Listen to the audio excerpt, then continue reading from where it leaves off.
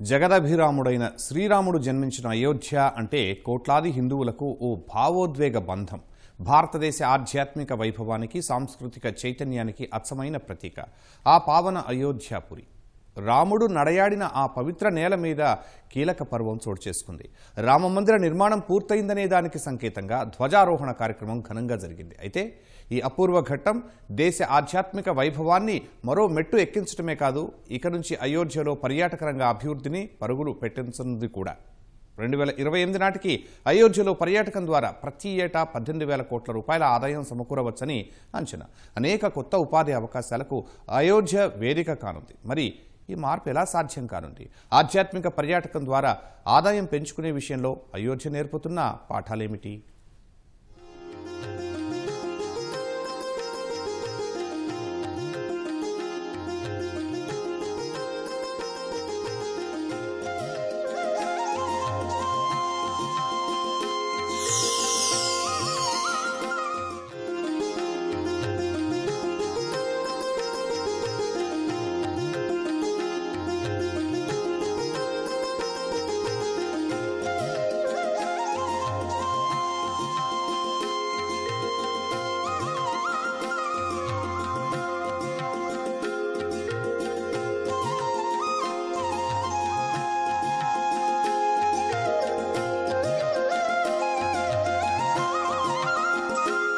హిందువుల శతాబ్దాల కల సాకారమైంది.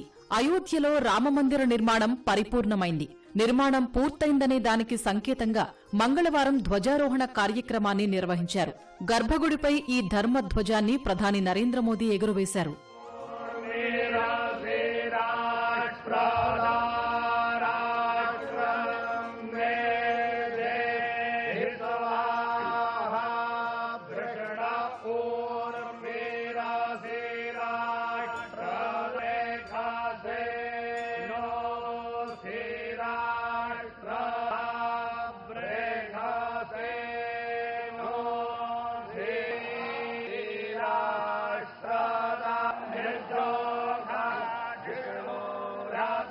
అయోధ్యలో రామమందిర నిర్మాణం పూర్తయిన ఘట్టం యావత్ హిందువుల అభిమతాన్ని నెరవేర్చటమే కాదు, ఈ ప్రాంత పర్యాటక అభివృద్ధికి సరికొత్త బీజం కూడా వేసింది.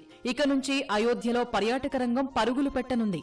ప్రస్తుతం ఇక్కడ పర్యాటకం ద్వారా ప్రతి సంవత్సరం 8,000 కోట్ల రూపాయల నుంచి 12,000 కోట్ల రూపాయల ఆదాయం వస్తుండగా 2028 నాటికి అది 18,000 కోట్ల రూపాయలకు చేరుతుందని అంచనా. ఆతిథ్య, రవాణా, రిటైల్ సేవల రంగం ద్వారా ఈ ఆదాయం సమకూరనుంది.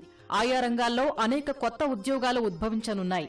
2028 నాటికి ఉత్తరప్రదేశ్కు ఏటా సమకూరే పర్యాటక ఆదాయం 70,000 కోట్ల రూపాయలకు చేరనుండగా అందులో కేవలం అయోధ్య వాటానే 25% ఉండనుంది. గత ఏడాది జనవరి 22న అయోధ్య ఆలయంలో బాలరాముడి ప్రతిష్ఠ జరిగిన తరువాత పెద్ద ఎత్తున జరిగిన అభివృద్ధితో ఈ ప్రాంత స్వరూపమే మారిపోయింది. ఇంతటితో ఆగకుండా ఈ ఆలయ నగరిని ప్రపంచస్థాయి పర్యాటక కేంద్రంగా తీర్చిదిద్దేందుకు కేంద్ర రాష్ట్ర ప్రభుత్వాలు 5,000 కోట్ల రూపాయల పెట్టుబడులు పెడుతున్నాయి. వీటికి తోడు ప్రైవేటు సంస్థలు కూడా ఇక్కడ పెట్టుబడులు పెట్టేందుకు ఆసక్తి చూపిస్తూ ఉండడంతో అయోధ్యను ప్రపంచస్థాయి పర్యాటక కేంద్రంగా మార్చాలన్న లక్ష్యం త్వరలోనే సాకారమయ్యే అవకాశం కనిపిస్తోంది. ఇన్వెస్ట్మెంట్ ఇన్ టూరిజం సెక్టర్ అన్నది చాలా important. Definitely it will help the గవర్నమెంట్స్కి రెవెన్యూ ఇంక్రీజ్ చేయడానికి చాలా హెల్ప్ చేస్తాయి. ఎందుకంటే మనకి ఫార్మల్ ఎకానమీ అనేది మల్టిప్లై అవుతుంది. ఇప్పుడు ఇన్ఫార్మల్ ఎకానమీలో ఏవైతే ఇన్వెస్ట్మెంట్స్ అంటే ఎక్స్పెండిచర్స్గా రికార్డ్ అవుతున్నాయో అవన్నీ ఫార్మలైజ్ అవుతాయి. సో డెఫినెట్లీ గవర్నమెంట్స్ కన్నది కొద్దిగా రెవెన్యూ ఇంక్రీజ్ చేయడానికి స్కోప్ ఉంటుంది. సెకండ్, జాబ్ క్రియేషన్ ఉంటుంది. ఈ ఇన్వెస్ట్మెంట్ ఎంత అయితే పెడతామో దానివల్ల మనకి జాబ్స్ ఏర్పడతాయి ఆ సిటీస్లో. సో దానివల్ల సిటీలో ఒక కాన్స్టెంట్ రెవెన్యూ సోర్స్ అన్నది ఎస్టాబ్లిష్ అవుతుంది. So once there is a constant revenue generated in that settlement, మనకి సిటీలో ఉన్న రెసిడెన్షియల్, కమర్షియల్, ఇన్స్టిట్యూషనల్ డిమాండ్స్ కూడా పెరుగుతాయి. సో సర్క్యులర్ ఎకానమీ అన్నది క్రియేట్ అయ్యి it will help both the local governments as well as the state government to realize higher revenues.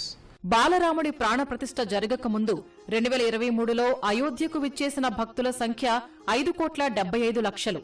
ప్రాణప్రతిష్ఠ జరిగిన తరువాత 2024లో ఆ సంఖ్య ఏకంగా 3 రెట్లు పెరిగి 16 కోట్లకు చేరుకుంది. ఇక 2025లో మొదటి 6 నెలల్లోనే అయోధ్యకు విచ్చేసే భక్తుల సంఖ్య 23 కోట్లకు చేరింది. ఈ ఏడాది పూర్తయ్యే నాటికి ఆ సంఖ్య 50 కోట్లు దాటుతుందని అంచనా. దేశంలోని ప్రముఖ ఆధ్యాత్మిక పర్యాటక కేంద్రాలకు విచ్చేసే వారి కంటే ఇది చాలా ఎక్కువ. ప్రస్తుతం అమృత్సర్లోని స్వర్ణ దేవాలయాన్ని ప్రతి ఏటా సుమారు 4 కోట్ల మంది, తిరుమలను సుమారు 3 కోట్ల మంది దర్శిస్తున్నట్లు అంచనా. అంతర్జాతీయంగా సౌదీ అరేబియాలోని మక్కాను ప్రతి సంవత్సరం 2 కోట్ల మంది, వాటికన్ సిటీని 1 కోటి మంది సందర్శిస్తున్నారు. వీటితో పోలిస్తే అయోధ్య చాలా ముందు నిలవనుంది. శ్రీరాముడు పుట్టిన గడ్డ భక్త కోటితో కిటకిటలాడనుంది.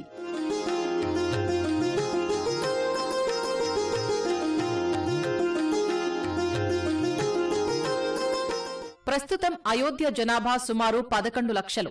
2033 నాటికి అది 24 లక్షలకు, 2047 నాటికి 30 లక్షల నుంచి 40 లక్షలకు చేరే అవకాశం ఉంది. పెరుగుతున్న భక్తులతో స్థానికులకు ఇక్కడ పెద్ద ఎత్తున ఉద్యోగ, ఉపాధి అవకాశాలు లభించనున్నాయి. చిరు వ్యాపారాల నుంచి బడా వ్యాపారాల వరకు అన్నీ జోరుగా సాగనున్నాయి. రవాణా, హోటల్స్, తినుబండారాల వ్యాపారాలు పెద్ద ఎత్తున విస్తరించనున్నాయి.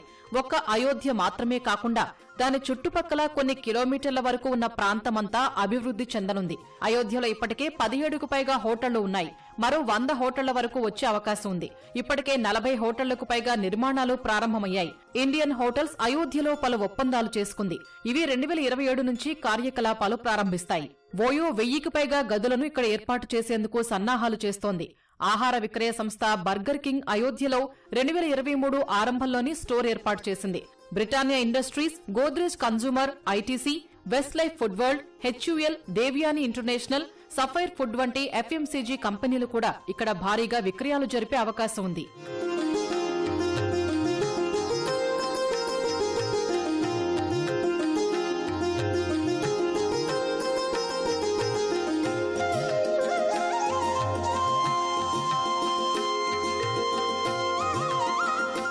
అయోధ్యలో రామాలయ నిర్మాణంతో స్థానికంగానే కాకుండా దేశవ్యాప్తంగా కూడా రవాణా రంగం అభివృద్ధి చెందనుంది. దేశం నలుమూలల నుంచి సందర్శకులు రానున్న నేపథ్యంలో రైల్వే, విమాన రంగాల ఆదాయం పెరగనుంది. ఆయా విభాగాలు అయోధ్యకు సర్వీసులు పెంచనున్నాయి. ఇండిగో సంస్థ ఢిల్లీ, అహ్మదాబాద్, ముంబై నుంచి, ఎయిర్ ఇండియా బెంగళూరు, కోల్కతా, ఢిల్లీ నుంచి అయోధ్యకు విమాన సర్వీసులు నడపనున్నట్లు ఇప్పటికే ప్రకటించాయి. స్పైస్ జెట్, ఆకాష్ ఎయిర్ కూడా వివిధ నగరాల నుంచి అయోధ్యకు విమాన సర్వీసులు నిర్వహించనున్నాయి. హైదరాబాద్ నుంచి కూడా ఇప్పటికే సర్వీసులు నడుస్తున్నాయి. ఐఆర్సీటీసీ అయోధ్యకు పర్యాటక ప్యాకేజీలను చాలా కాలం క్రితమే ప్రకటించాయి. Make my trip, is my trip వంటి కంపెనీలు అయోధ్య ప్రయాణాలతో లాభపడనున్నాయి.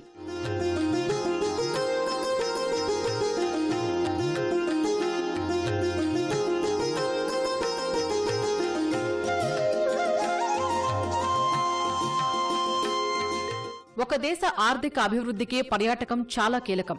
ప్రపంచంలో పర్యాటకమే ఊపిరిగా బతుకుతున్న దేశాలు అనేకం ఉన్నాయి. రాబోయే రోజుల్లో భారతదేశ పర్యాటక అభివృద్ధిలో అయోధ్య కీలక పాత్ర పోషించబోతోంది. ప్రస్తుతం ఉత్తరప్రదేశ్ జీడీపీలో అయోధ్య పర్యాటకం వాటా 1.5% ఉంది. ఉత్తరప్రదేశ్ ప్రభుత్వం వెల్లడించిన లెక్కల ప్రకారం ఆ రాష్ట్రానికి రాబోయే రోజుల్లో అయోధ్య పర్యాటకం ద్వారా ఏటా అదనంగా 4 లక్షల కోట్ల రూపాయల ఆదాయం రానుంది. ఇది మొత్తం మీద భారతదేశ పర్యాటకానికి, ఆర్థిక వ్యవస్థకు కూడా ఊతం ఇవ్వనుంది. అయోధ్యకు కేవలం దేశంలోని ఇతర ప్రాంతాల నుంచే కాకుండా ప్రపంచ దేశాల నుంచి కూడా సందర్శకులు వస్తారు. అలా వచ్చిన వారు కేవలం అయోధ్యను మాత్రమే కాకుండా దేశంలోని ఇతర ప్రాంతాలను కూడా సందర్శించే అవకాశం ఉంది. తద్వారా ఆయా ప్రాంతాల్లో కూడా పర్యాటకం అభివృద్ధి చెందుతుంది. వ్యాపారాలు విస్తరిస్తాయి. అక్కడి వారికి కూడా ఉద్యోగ, ఉపాధి అవకాశాలు పెరుగుతాయి. అలా అయోధ్య తాను అభివృద్ధి చెందుతూనే దేశంలోని ఇతర ప్రాంతాల అభివృద్ధికి కూడా దోహదం చేయబోతోంది. ఇలాంటి ప్లేసెస్ ఎస్టాబ్లిష్ చేయడం వలన ఉన్న ఎయిర్పోర్ట్స్, మేజర్ రైల్వే జంక్షన్స్ నుంచి కనెక్టివిటీ స్ట్రెంథన్ చేస్తారు. సో దానివల్ల there is a higher scores that this settlements will get. So ఇప్పుడున్న జనాల కన్నా రాబోయే కాలంలో జనాలు ఎక్కువ వస్తారు. సో ఎప్పుడైతే జనాలు రాబడి ఎక్కువ అవుతుందో వాళ్ళు అక్కడ ఖర్చు కూడా పెడతారు. ఆ ఖర్చు మన స్టేట్ గవర్నమెంట్కి లేకపోతే డిస్ట్రిక్ట్ రెవెన్యూకి హెల్ప్ అవుతుంది. సెకండ్, ఒక 20 years 30 yearsకి మనకి ఏ ఫెసిలిటీస్ కావాలన్నది ఒక క్లియర్ రోడ్ మ్యాప్ ఉంటుంది. ఆ రోడ్ మ్యాప్లో we will also come to know A projects ఫైనాన్షియల్గా ఫీజిబుల్, ఏ ప్రాజెక్ట్స్ ఫైనాన్షియల్ ఫీజిబుల్ కాదు. For that governments viability gap funding చూసుకొని ఇట్ కెన్ ఫైనాన్స్. భారతదేశంలో ప్రపంచ ప్రసిద్ధ ఆధ్యాత్మిక పర్యాటక ప్రదేశాలు లెక్కకు మిక్కిలి ఉన్నాయి. వీటిని సందర్శించేందుకు ప్రతి ఏటా కోట్లాది మంది వస్తున్నారు. వీరి ద్వారా భారతదేశానికి గణనీయంగా ఆదాయం సమకూరుతోంది. కోవిడ్కు ముందు అంటే 2018-19 ఆర్థిక సంవత్సరంలో దేశ జీడీపీకి పర్యాటక రంగం 16.10 లక్షల కోట్ల రూపాయల్ని అందించింది. 2032-33 నాటికి 8% వార్షిక సమ్మిళిత వృద్ధి రేటుతో అది 36.77 లక్షల కోట్ల రూపాయలకు చేరుతుందని అంచనా. అయితే ఈ మొత్తం భారీగా దాటుతుందని అంచనాలు ఉన్నాయి. దీనికి కారణం అయోధ్యకు రాబోయే సందర్శకులే. అందువల్ల పర్యాటకం విషయంలో దేశంలోని అన్ని రాష్ట్రాలకు కూడా అయోధ్య ఆదర్శంగా నిలవబోతోంది. ఆధ్యాత్మిక పర్యాటకాన్ని అభివృద్ధి చేయటం ద్వారా దేశానికి సరికొత్త గుర్తింపును తీసుకురావడమే కాదు, భారీగా ఆదాయాన్ని కూడా సంపాదించవచ్చని చాటి చెప్పబోతోంది అయోధ్యాపురి.